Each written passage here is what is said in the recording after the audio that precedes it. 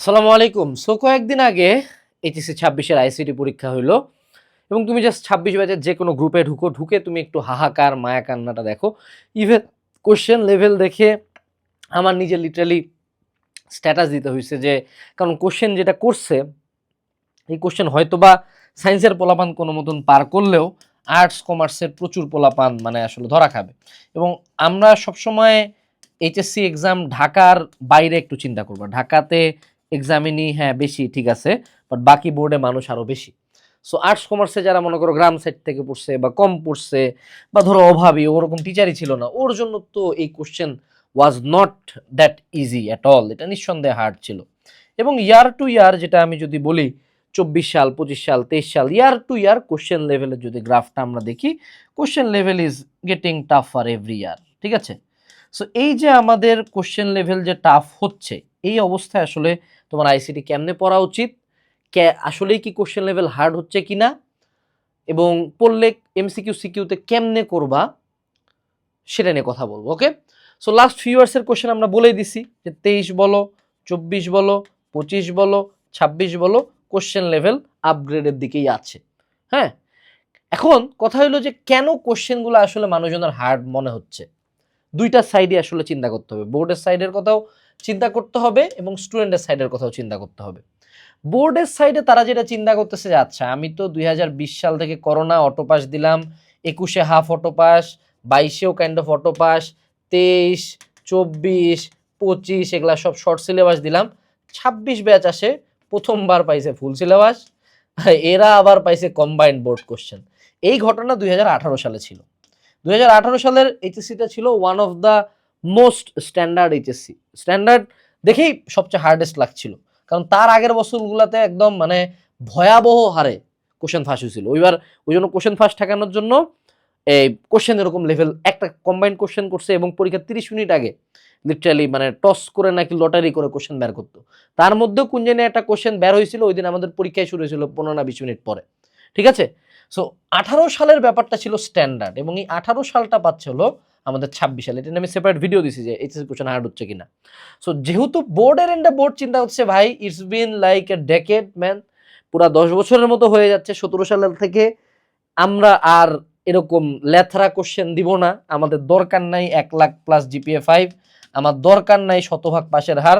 Late them suffer, let them earn their own honour. নিজে পড়ে তুই নাম্বার পা, মাগনা দিতাম না।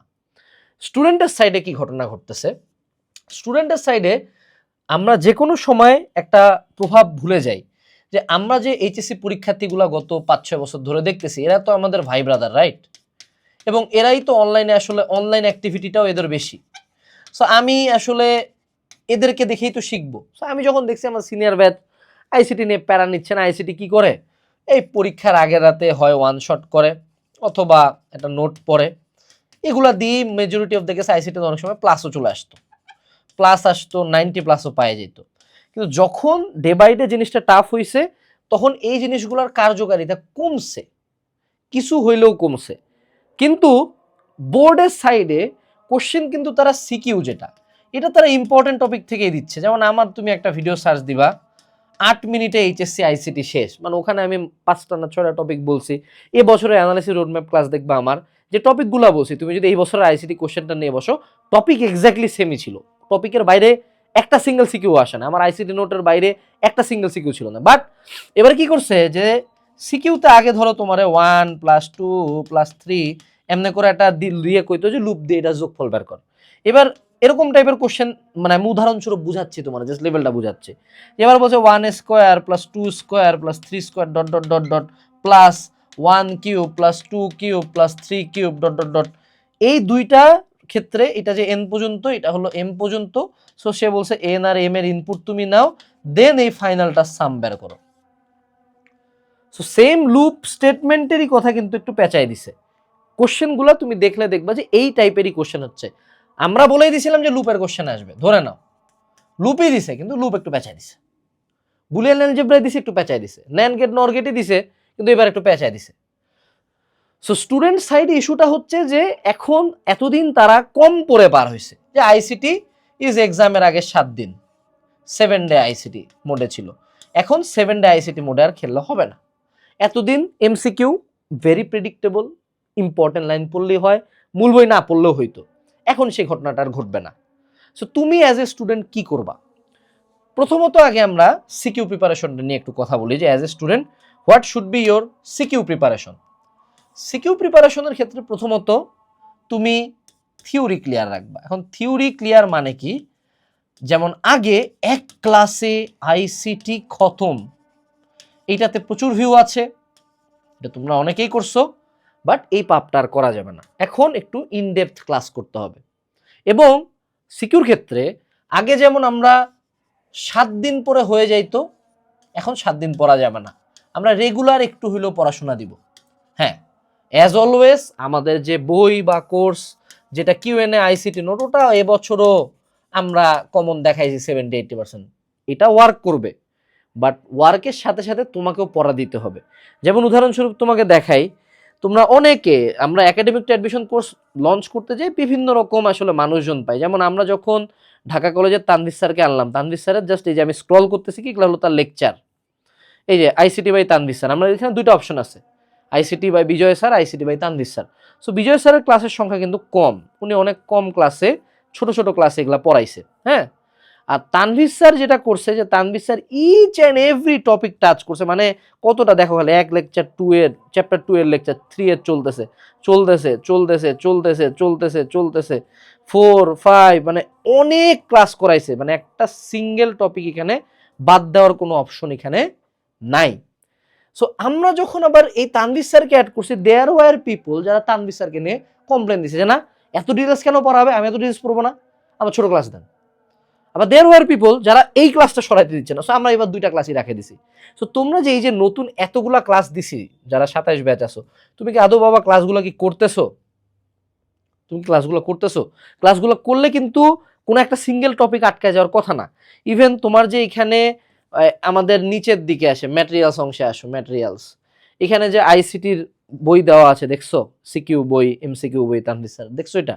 আচ্ছা, তুমি এখানে এক্সামসে আসো, এই যে এক্সামসে যে তোমরা দেখতে পাচ্ছ আইসিটির এক্সাম দেওয়া আছে, এগুলো একটাও দিছো?